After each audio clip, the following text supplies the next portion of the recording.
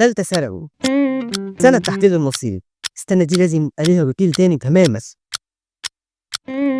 شعري لا هشيله خالص. هقعد اذاكر 23 ساعة ونص وانام نص ساعة. نص ساعة ايه؟ انا مش هنام خالص. الفون اللي في ايدي ده ممكن يضيع وقت كبير جدا.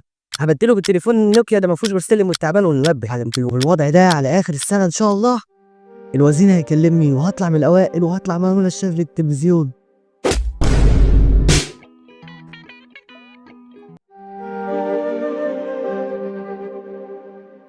معظم اللي بيخلصوا تانية ثانوي ومش عارفين يعملوا ايه في الاجازة عشان يبدأوا تالتة ثانوي بأفضل روتين ممكن.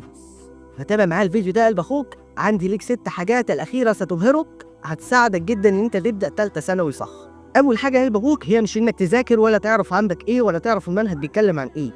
أول حاجة يا قلب اخوك هي انك ترتاح. أنا عايزك ترتاح خالص خالص خالص. عايزك تفرح لأن دي آخر أيام هتفرح فيها في حياتك. اللي جاي ده شمال تشمله والله العظيم. خد وقتك في الراحه واعمل الحاجات اللي بتريحك نفسيا. اطلع صيف، اطلع اتفسح، اطلع اعمل اي حاجه بتروق على نفسك. لما يجي وقت الشغل تشتغل ونفسك مفتوحه وما تديش فرصه للتسويف والمماطله ان هم يخشوا في الشغل بتاعك. وحرفيا معظم الدروس بتبدا على شهر 8، فانت معاك شهر ويمكن اكتر من شهر تعمل فيهم اللي انت عايزه.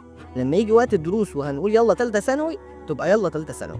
تاني حاجه واللي هي حاجه مهمه جدا انك تحجم وقت السوشيال ميديا بتاعك. دلوقتي السوشيال ميديا احنا عارفين ان هي سلاح ذو حدين، ممكن يضيع لك وقتك وممكن يفيدك على حسب انت بتستخدمها ازاي. مش معنى انك تحجم وقت السوشيال ميديا بتاعتك هي انك تقطعها نهائي وانا همسح الفيس والانستا والتيك توك وكل حاجه. مش هتعرف، لان هي ببساطه بقت جزء لا يتجزأ من شغلك. لان المدرسين عامه بينزلوا اخبار بتاعتهم ومواعيد الدروس بتاعتهم على السوشيال ميديا. في حاجات ممكن تفيدك في مجال دراستك على السوشيال ميديا، ده انت ما ينفعش تقطعها خالص. وانما لازم تحط لك وقت، يعني انا ليا ساعتين او ساعه في اليوم هتستخدم السوشيال ميديا دي اربط بيها عن نفسي فقط لا غير، لا هيزيدوا ولا هيقلوا.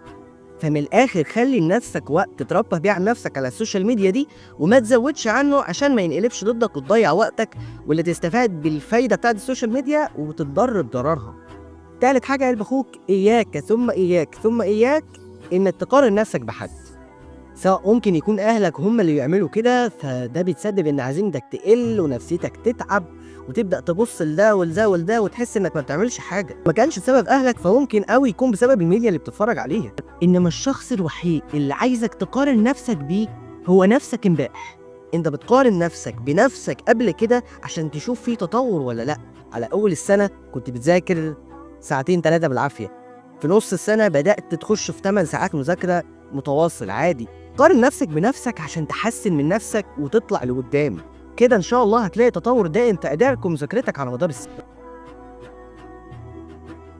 رابع حاجه هي انك تفلتر دايره معارفك والفولوينج ليست. معارفك او اصحابك واللي انت بتتابعهم ليهم اثر كبير عليك وعلى نفسيتك وعلى انتاجيتك. فلو اللي انت بتتابعه مش بيفيدك اديله احلى انفولو، لان متابعتي ليك هنا بتضيع لي وقتي. نفس الكلام بالظبط مع الناس اللي تعرفها. في ناس كده من قوسين اصدقاء سوء عايزينك تفضل تحت، مش من النوع اللي بيحب ينجح بمجهوده، بيحب ينجح بفشل الاخرين. مش عايز يطلع بنفسه فوق، هو عايز يخليك انت تحت. فكل ما هتيجي تساله على حاجه بتذاكر عامل ايه ازاي يقعد يديك في الصياح، لا والله مش بذاكر وطالع عيني ومش عارف اعمل ايه وراكب المنهج كله. فالنوعيه دي من الناس يا ريت ترميها في الزباله وتطلعها بره حياتك وتخلي في دايره معارفك بس الناس اللي بتطلعك لقدام، الناس اللي بتفيدك. زي مثلا الناس اللي بتوديك عشان تصلي وبتوديك عشان تذاكر. طول ما انت محطوط في وسطهم بتشتغل على نفسك وبتشتغل على هدفك. خامس حاجه قلب اخوك هي انك تظبط نومك واكلك. مش عايز اقول لك حاجه بسيطه زي دي ممكن تساعدك قد ايه. مش عايز اتقل عليك واقول لك كل اكل مخصوص وامشي على دايت معين وهكذا، بس حاول تخلي اكلك هيلثي ومليان فيتامينات قدر الامكان. نومك اللي لما تظبطه هتستشعر بجد قيمه الصحيان بدري. ومعنى حديث الرسول صلى الله عليه وسلم بورك لامتي في بكورها. الوقت اللي بعد الفجر ده مليان بركه مش طبيعيه والله. سواء كنت هتشتغل فيه، كنت هتذاكر، كنت هتعمل اي حاجه، الوقت ده مبارك. وعشان تصحى بدري لازم تنام بدري، حماده هلال يعني خالص. النوم بدري فيه برضه عوامل تانية زي انك تقلل كافيين قبل النوم ب6 ساعات، وانك اول ما تصحى تتعرض لضوء الشمس وهكذا عشان الغدد والشغل الهرمونات ده. هنبقى نعمل لكم عنه فيديو منفصل في القريب العاجل باذن الله. واخر حاجه قلب اخوك وانا خليتها في الاخر رغم ان الاولويه ليها ان هي تبقى اول حاجه، بس خليتها لك في الاخر عشان حرفيا من غير ما تلتزم بيها كل اللي فات ده ولا ليه اي لازمه ولا هيظبط معاك ولا في حاجه هتحصل. اخر حاجه هي انك تقرب من ربنا. حاول تنزل تصلي فروضك كلها في المسجد، حاول تحسن علاقتك باهلك، حاول تعمل لك ورد تقرا فيه القران كل يوم، حاول تبعد عن اي حاجه بتعصي بيها ربنا وبتبعد بيها عنه. الثانويه العامه مش سباق، فما ينفعش تبدا فيها بحماس زايد عن اللزوم، لانك بالطريقه دي مع الوقت مجهودك هيقل ومش هتعرف تأدي طول السنه، وانما الصح انك تبتديها واحده واحده ومستواك يزيد مع الوقت. اتكلمنا عن النقطه دي في فيديو التسويف، لو ما شفتوش روح شوفه. وبس يا قلب اخوك، ارجو من الله ان الفيديو يكون فادك. لو استفدت من الفيديو شير الفيديو مع اصحابك، لايك سبسكرايب. كان معكم محمد طارق، وده فيديو من غير هبد، من غير فزلكه، من غير بسباش. سلام.